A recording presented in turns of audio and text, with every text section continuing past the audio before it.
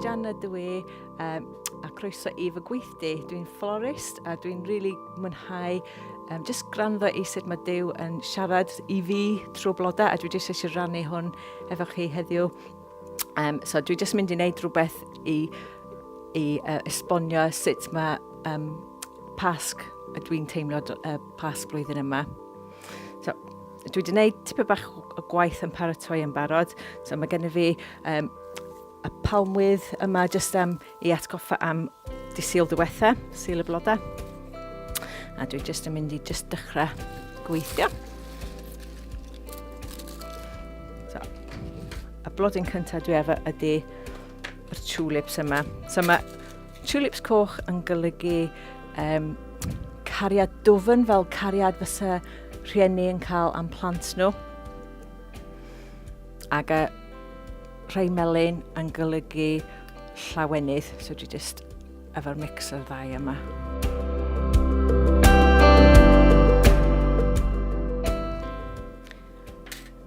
Yr adnod sydd wedi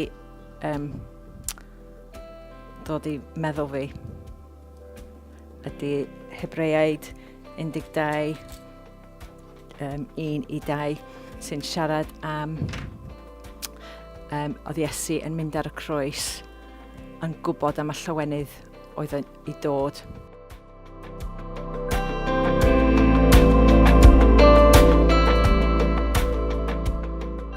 Dwi wedi dewis y tulips hefyd. Maen nhw yn really bruised and battered, yn oedd hwnna'n really pwysig i fi. Oedd nhw ddim yn perffaith, fel oedd Iesu ddim yn perffaith yn mynd at y croes.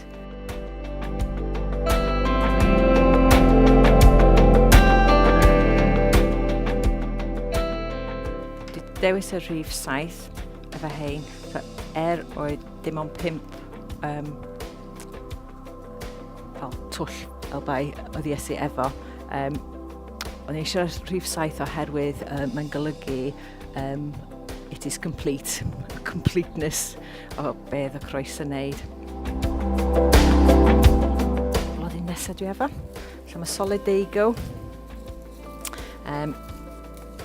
So mae hwn yn symbol o wholeness, so be mae Iesu dymarw mwyn ni cael yn bod yn llawn whole, yn restorio bob dim i fel oedd yn fod.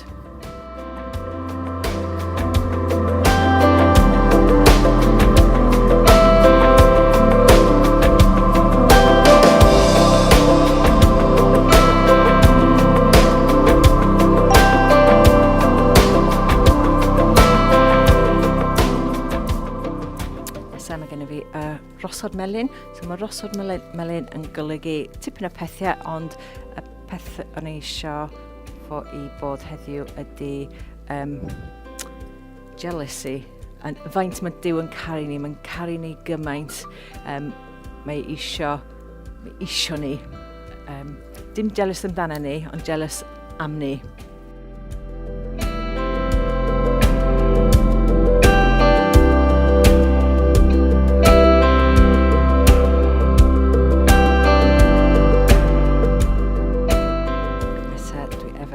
Agerator, mae lliw yn mor hyfryd hwn.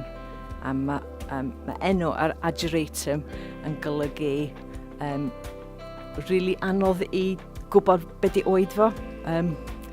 Ageless ydy fe mi yn dangos sy'n really dda am Duw, sy'n yr un heddiw ddwy a fori.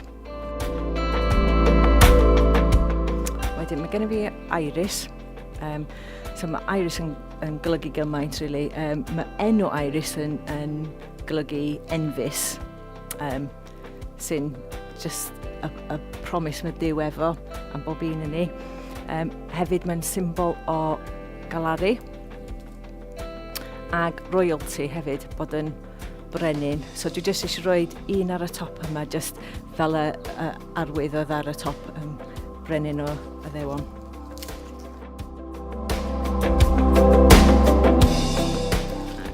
Blodyn ola. Ddau blodyn ola, actually.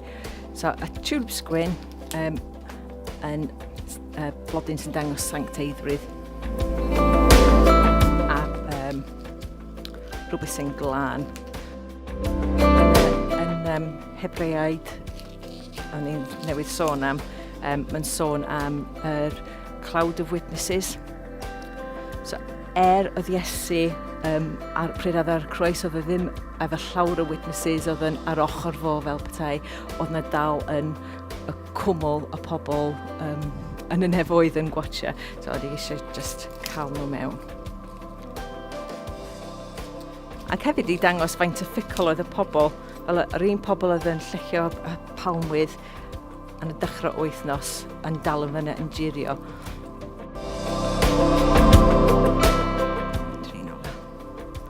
Forget me not, dwi'n meddwl dwi angen deud rili pam dwi eisiau rhoi y forget me not.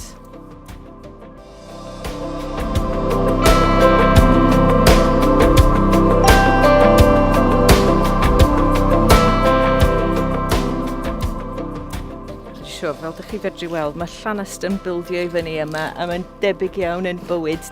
Bob hyn a hyn, dyn ni angen sbïwch ar y llanast dyn ni'n neud a just dod fo at y croes, really. So, hwn ydi dan cyntaf o'n i eisiau deud, just trio cael mewn blodau rhyw fath o blas o benath Iesu ar y croes. Ond wrth gwrs, oedd e dim aros ar y croes. So, just yn mynd i... Sori, hwn lawr rwan.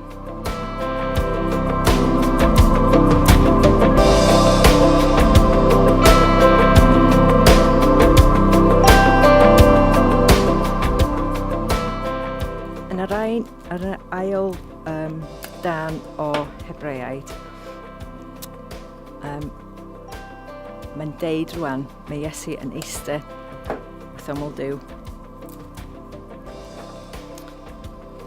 Dwi eisiau just cael hwn rhan fel Iesu.